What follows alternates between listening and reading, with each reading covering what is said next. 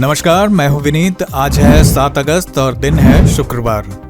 आपका स्वागत है समय बुलेटिन टॉप 25 में। आइए नजर डालते हैं उत्तर प्रदेश की आज की बड़ी खबरों पर। महिलाओं को जोड़ने के लिए घर घर चलेगा अभियान। सड़क हादसे में आतिक अहमद के बेटे की मौत। मिड डे मील में गड़बड़ी, 5 शिक्षकों पर कार्रवाई। एक्सप्रेसवे बनाने वाली कंपनी पीएनसी और एनएचएआई पर उठे सवाल। शहरों की सुरक्षा के लिए लगेंगे 1342 नए सीसीटीवी। सीएजी रिपोर्ट में कई विभागों की गड़बड़ियां उजागर। और यूपी में कई जिलों में भारी बारिश का अलर्ट। अब बाकी का समाचार देखते हैं विस्तार से। महिलाओं को जोड़ने के लिए घर घर चलेगा अभियान। यूपी सरकार ने ग्रामीण महिलाओं को स्वरोजगार और सरकारी योजनाओं से जोड़ने के लिए 5 से 20 अगस्त तक विशेष अभियान शुरू किया है। इस दौरान गांव-गांव और घर घर जाकर ऐसे परिवारों की पहचान की जाएगी जो अभी तक स्वयं सहायता समूहों से नहीं जुड़े हैं। पात्र महिलाओं के बैंक खाते खुलवाए जाएंगे और उन्हें बचत, ऋण, प्रशिक्षण और रोजगार की योजनाओं से जोड़ा जाएगा। सरकार का कहना है कि इससे ज्यादा महिलाएं आर्थिक रूप से आत्मनिर्भर बन सकेंगी। सड़क सुरक्षा सुधारने के लिए 6 करोड़ मंजूर। यूपी सरकार ने जब्त वाहनों को सुरक्षित रखने और परिवहन व्यवस्था बेहतर बनाने के लिए बड़ा फैसला लिया है। पहले चरण में 5 जिलों में डिटेंशन यार्ड बनाने के लिए 6 करोड़ रुपए मंजूर किए गए हैं। ये यार्ड बुलंदशहर, शामली, शाहजहांपुर, पीलीभीत और बाराबांकी में बनाए जाएंगे। इससे थानों में खड़े जब्त वाहनों की समस्या कम होगी और सड़क सुरक्षा से जुड़े मामलों का बेहतर प्रबंधन हो सकेगा। आर्मी चीफ ने बरेली में सेना की तैयारियां परखी। थल सेना अध्यक्ष धीरज सेठ ने बरेली में उत्तर भारत एरिया मुख्यालय का दौरा कर सेना की तैयारियों की समीक्षा की। उन्होंने वरिष्ठ अधिकारियों के साथ सुरक्षा हालात, सैन्य अभ्यास और आधुनिक हथियारों पर चर्चा की। बैठक में स्वदेशी तकनीक के इस्तेमाल और भविष्य की चुनौतियों से निपटने की तैयारियों पर भी जोर दिया गया। सेना का कहना है कि बदलती परिस्थितियों के अनुसार प्रशिक्षण और तकनीक को लगातार मजबूत किया जा रहा है। कांवड़ यात्रा के चलते 6 दिन रहेगा रूट डाइवर्जन। कांवड़ यात्रा को देखते हुए दिल्ली लखनऊ नेशनल हाईवे पर आज 6 दिन तक रूट डाइवर्जन लागू रहेगा। भारी वाहनों का रास्ता बदला जाएगा, जबकि हल्के वाहन वन वे व्यवस्था के तहत चलेंगे। रविवार शाम से मंगलवार दोपहर तक हाईवे पर जीरो ट्रैफिक भी किया जा सकता है। इस दौरान हाईवे के दोनों तरफ सिर्फ कांवड़ियों की आवाजाही रहेगी। पुलिस ने लोगों से यात्रा से पहले तय रूट की जानकारी लेकर ही निकलने की अपील की है। शहरों की सुरक्षा के लिए लगेंगे 1342 नए सीसीटीवी। यूपी के 51 जिलों में शहरों की सुरक्षा और निगरानी व्यवस्था को मजबूत किया जाएगा। सरकार ने 196 संवेदनशील चौराहों पर 1342 नए सीसीटीवी कैमरे लगाने के लिए करीब 9 करोड़ रुपए जारी किए हैं। इसके साथ ही पुलिस के बम निरोधी दस्तों के लिए 11 आधुनिक सुरक्षा सूट भी खरीदे जाएंगे। सरकार का कहना है कि इससे संवेदनशील इलाकों की निगरानी बेहतर होगी, अपराध पर नजर रखना आसान होगा और आपात स्थिति में पुलिस तेजी से कार्रवाई कर सकेगी। सीएजी रिपोर्ट में कई विभागों की गड़बड़ियां उजागर। उत्तर प्रदेश विधानसभा में पेश सीएजी रिपोर्ट में कई सरकारी विभागों में वित्तीय गड़बड़ियां सामने आई हैं। रिपोर्ट के अनुसार स्वास्थ्य विभाग में नियमों के खिलाफ भत्ते दिए गए, आबकारी विभाग को अधिकारियों की लापरवाही से राजस्व का नुकसान हुआ और पीडब्ल्यूडी की सड़क योजना में अतिरिक्त खर्च और स्टाम्प शुल्क की गड़बड़ी मिली। पर्यटन विभाग की कई योजनाएं भी बिना पूरी योजना के शुरू होने के कारण लंबे समय से अधूरी या बेकार पड़ी रहीं। ईमेल से पैसे भेजने की सुविधा अब बंद। साइबर ठगी रोकने के लिए बैंकों ने बड़ा फैसला लिया है। अब आम ग्राहक सिर्फ ईमेल के जरिए फंड ट्रांसफर नहीं कर सकेंगे। यह सुविधा व्यक्तिगत खातों के लिए बंद कर दी गई है। अब पैसे भेजने के लिए internet banking, mobile banking, UPI, NEFT, RTGS या बैंक शाखा की तय प्रक्रिया का ही इस्तेमाल करना होगा। बैंक अधिकारियों का कहना है कि इससे फर्जी ईमेल और ऑनलाइन धोखाधड़ी के मामलों पर रोक लगाने में मदद मिलेगी। पंचायत चुनाव पर हाईकोर्ट की अहम टिप्पणी।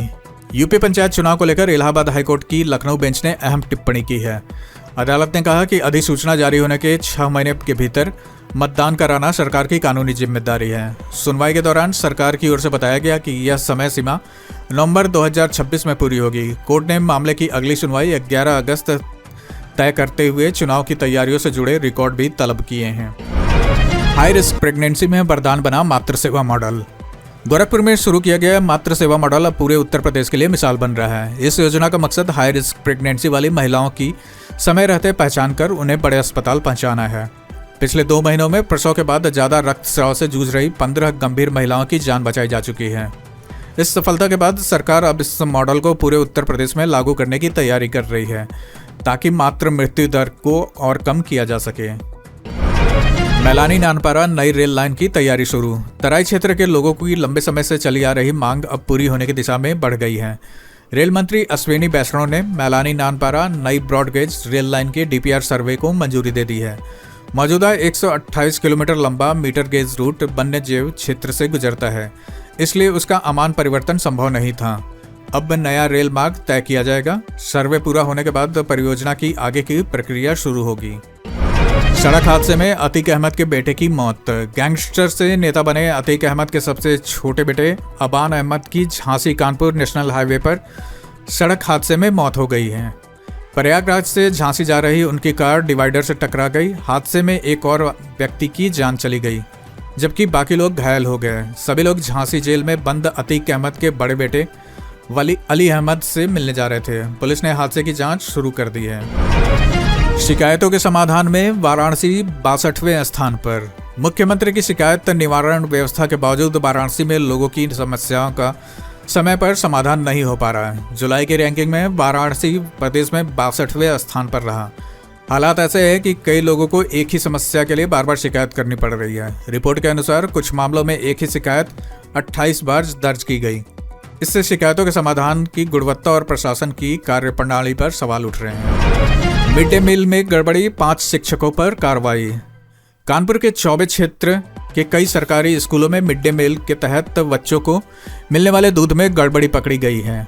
जांच में एक स्कूल के बच्चों को दूध दिए बिना रजिस्टर में एंट्री करने का मामला भी सामने आया है। इसके बाद प्रधानाध्यापक को निलंबित कर दिया गया। 4 अन्य स्कूलों में भी कम दूध बढ़ने पर भी कार्रवाई की गई। अधिकारियों ने साफ कहा है कि बच्चों के भोजन में लापरवाही किसी भी कीमत पर बर्दाश्त नहीं की जाएगी। एक्सप्रेसवे बनाने वाली कंपनी पीएनसी और एनएचएआई पर उठे सवाल। लखनऊ कानपुर एक्सप्रेसवे एक बार फिर सड़क धंसने की वजह से चर्चा में है। सफर शुरू होने के सिर्फ 22 दिन के भीतर ही कई जगह सड़क की मरम्मत करनी पड़ चुकी है। अब तक 40 से ज़्यादा जगहों पर पैबंद लगाए जा चुके हैं। इन सब के बीच निर्माण कंपनी पीएनसी इंफ्राटेक एक बार फिर चर्चा में है। एक्सप्रेसवे शुरू होने के कुछ ही दिनों में कई जगहों पर सड़क धंसने और बार बार मरम्मत की नौबत आने के बाद एनएचएआई ने कंपनी को नॉन परफॉर्मर घोषित करने की कार्रवाई शुरू कर दी है। इसी बीच खबर है कि सीबीआई के रिश्वतखोरी मामले का सामना कर रही पीएनसी इंफ्राटेक को एनएचएआई ने करीब 3,483 करोड़ रुपए के 2 नए हाईवे प्रोजेक्ट भी दिए हैं। इसे लेकर एनएचएआई की निर्णय प्रक्रिया पर भी सवाल उठ रहे हैं।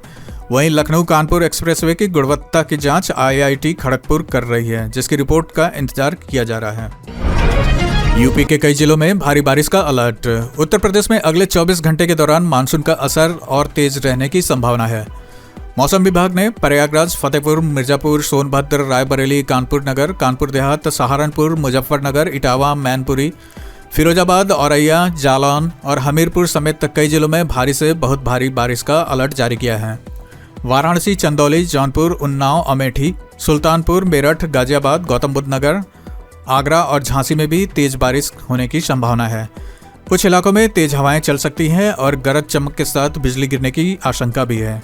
मौसम विभाग ने लोगों से नदी नालों और जल भराव वाले क्षेत्रों से दूर रहने, अनावश्यक यात्रा से बचने और खराब मौसम के दौरान प्रशासन की सलाह का पालन करने की अपील की है। घुमंतु समाज के लिए बनेगा विकास बोर्ड। मुख्यमंत्री योगी आदित्यनाथ ने घुमंतु और विमुक्त समाज के लिए विकास बोर्ड बनाने का ऐलान किया है। उन्होंने कहा कि इस बोर्ड के जरिए इन परिवारों को सरकारी योजनाओं, शिक्षा, रोजगार और दूसरी सुविधाओं से जोड़ा जाएगा। मुख्यमंत्री ने कहा कि वर्षों से उपेक्षित इस समाज को अब सम्मान के साथ आगे बढ़ाने का मौका मिलेगा। सरकार का कहना है कि बोर्ड बनने के बाद पात्र परिवारों तक योजना का लाभ पहुंचाना और आसान होगा। मायावती हुई भावुक, उमाशंकर सिंह को किया याद। बलिया की रसड़ा सीट से विधायक और बसपा के इकलौते विधायक उमाशंकर सिंह के निधन पर पार्टी प्रमुख मायावती भावुक हो गई हैं। उन्होंने कहा कि उमाशंकर सिंह उन्हें सगी बहन की तरह मानते थे और हमेशा पार्टी के साथ मजबूती से खड़े रहे। ब्रेन ट्यूमर के इलाज के दौरान गुरुग्राम के अस्पताल में उनका निधन हुआ। उनके जाने से बसपा और समर्थकों के बीच शोक की लहर है। आजम खान और अब्दुल्ला के केस से हाईकोर्ट जज अलग। इलाहाबाद हाईकोर्ट के न्यायमूर्ति विक्रम डी चौहान ने पूर्व मंत्री आजम खान और उनके बेटे अब्दुल्ला आजम खान से जुड़े ड्यूअल पैन कार्ड मामले की सुनवाई से खुद को अलग कर लिया है। दोनों की पुनरीक्षण याचिकाएं गुरुवार को सुनवाई के लिए सूचीबद्ध थी। पिछली सुनवाई में दोनों पक्षों की दलीलें सुनी गई थी। आजम खान की ओर से वरिष्ठ अधिवक्ता कपिल सिब्बल ने अंतरिम जमानत पर जल्द सुनवाई और दोनों को बरी करने की मांग की थी। इसके बाद मामले को 6 अगस्त के लिए सूचीबद्ध किया गया था।